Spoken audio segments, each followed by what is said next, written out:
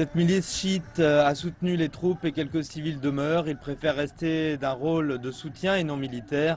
Leur but est de reconstruire et non de diviser.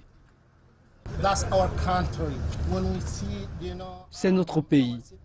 Quand vous voyez cette ville détruite comme ça fait mal intérieurement. Mais il n'y a rien à faire. Il fallait se débarrasser des Haïs pour faire la paix. Nous sommes venus pour faire la paix. Voici à quoi ressemblait Mossoul avant l'État islamique. Une ville vibrante de 3 millions d'habitants, la deuxième d'Irak. Et c'est tout ce qui reste maintenant. Des devantures de magasins effondrés, des maisons détruites par des raids aériens et des attaques d'artillerie, comme dans presque toute la ville. Devant l'ampleur de la destruction, la reconstruction semble impossible. La première bataille sera celle des cœurs et des esprits.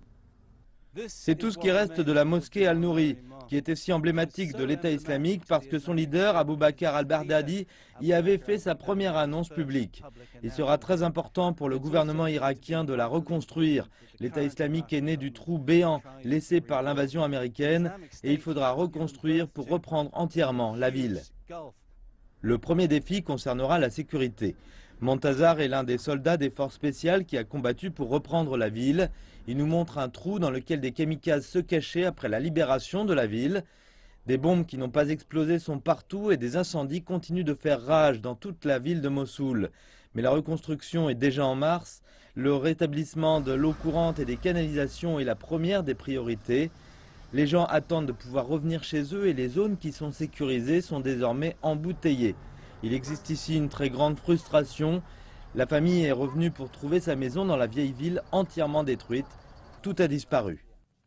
Nous n'avons plus rien, seul Dieu peut nous aider. Nous n'avons pas de source de revenus. Mes enfants travaillaient dans les champs et maintenant il n'y a même pas de travail.